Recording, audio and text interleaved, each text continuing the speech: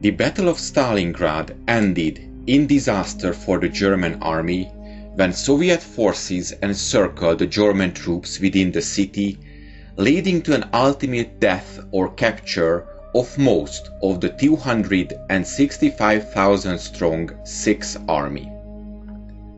In early 1942, General Paulus was given command of the Sixth Army despite his lack of field experience. He led the drive to Stalingrad but was cut off and surrounded in the subsequent Soviet counteroffensive. Adolf Hitler prohibited attempts to break out or capitulate, and the German defense was gradually worn down.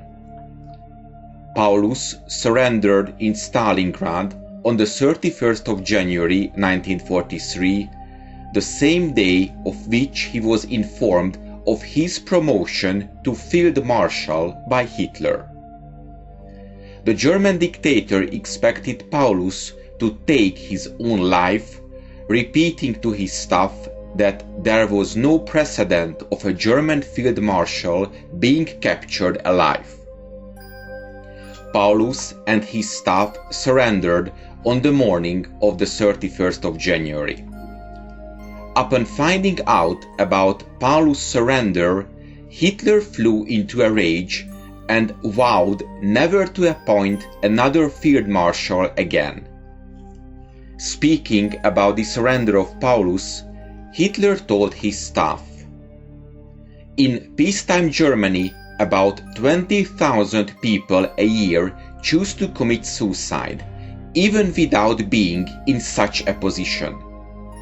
Here is a man who sees 60,000 of his soldiers die defending themselves bravely to the end. How can he surrender himself?"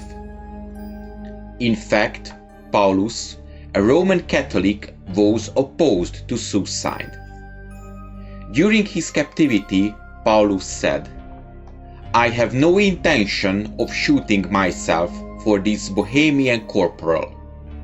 Paulus also forbade his soldiers from standing on top of their trenches in order to be shot by the enemy. Shortly before surrendering, Paulus sent his wedding ring back to his wife on the last plane departing his position. He did not see her since 1942 and would never see her again, as she died in 1949 while Paulus was still in captivity.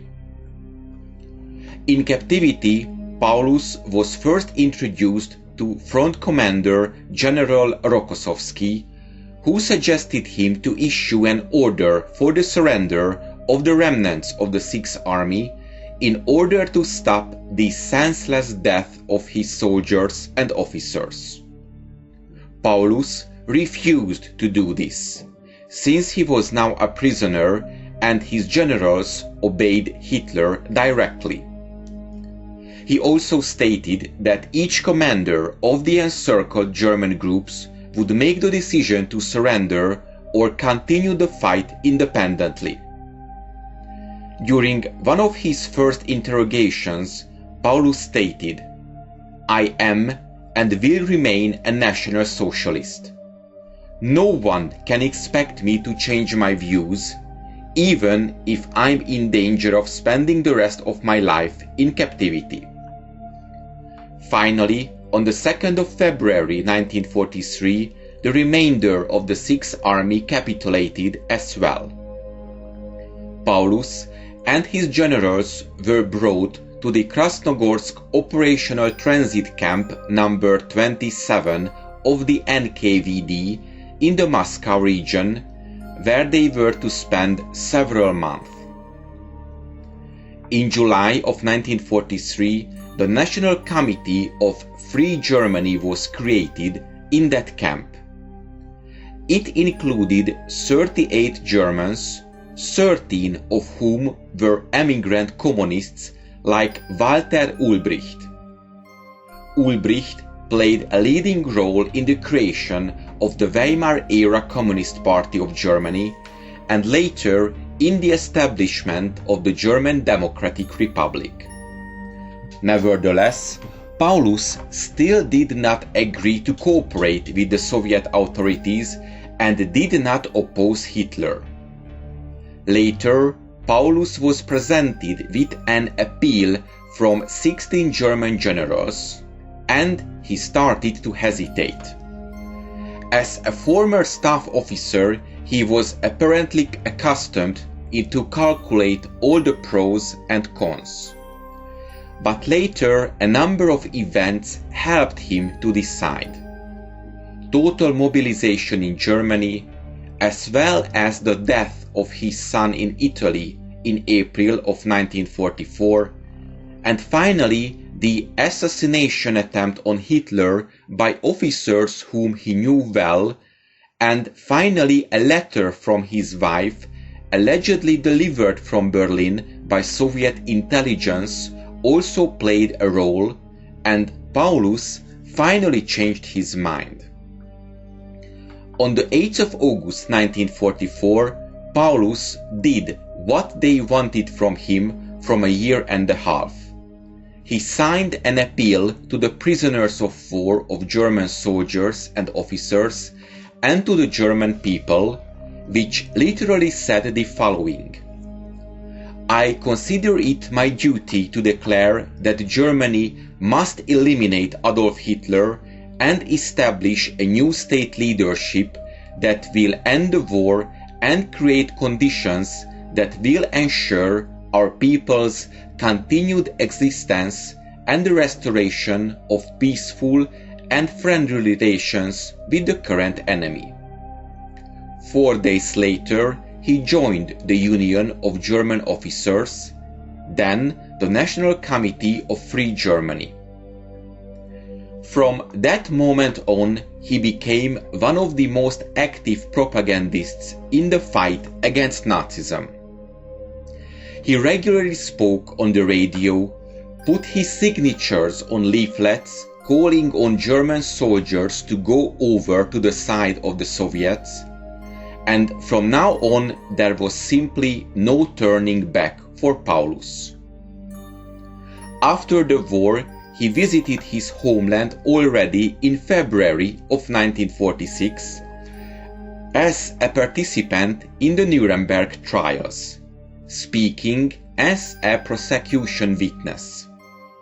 His appearance there and speaking at the trial as a witness came as a surprise even to the officers closest to Paulus. After Nuremberg, the Field Marshal spent a month and a half in Thuringia, where he met with his relatives. At the end of March, he was brought to Moscow again, and soon Stalin's personal prisoner was settled in a dacha. There he studied the works of classics of Marxism and Leninism, read party literature, and prepared for speeches before Soviet generals. He had his own doctor, cook, and adjutant. Letters were regularly delivered to Paulus from his relatives. When he fell ill, he was immediately taken to Yalta for treatment. In September of 1947, Paulus visited Stalingrad again, where he advised the creators of the film The Battle of Stalingrad. But all his requests to return home and visit his wife's grave met with a wall of polite refusal. On the 10th of November 1949, Paulus' wife died in Baden-Baden. On a morning in 1951, Paulus was found unconscious but managed to be saved. Then he fell into a severe depression. He did not talk to anyone and refused to leave his bed or eat. Stalin decided to release the Field Marshal without giving him a specific date for his repatriation.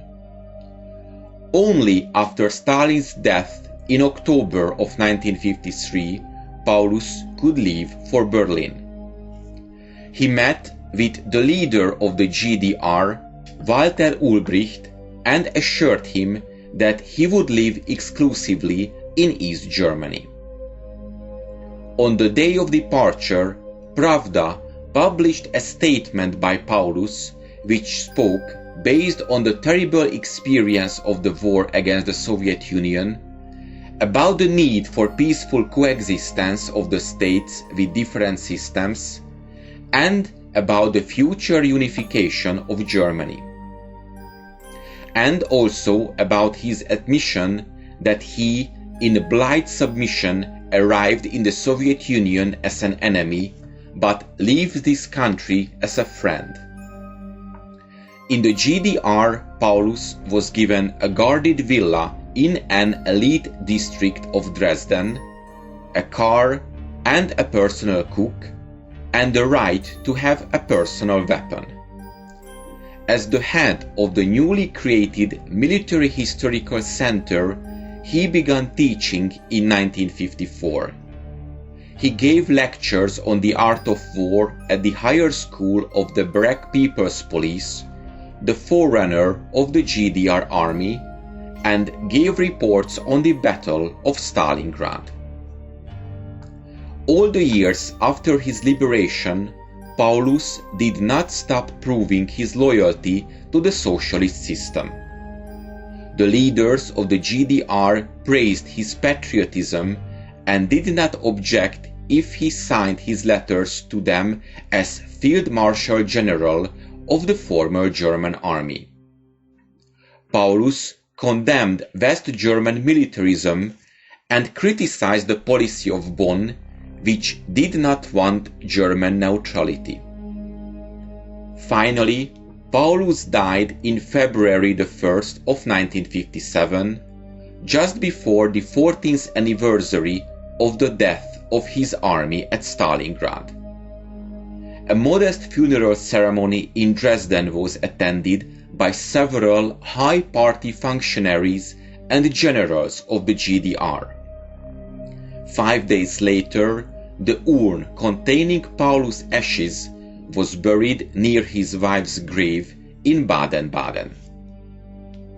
I hope you enjoyed this episode, and to make sure you don't miss my future work, please make sure you are subscribed to my channel and press the bell notification button.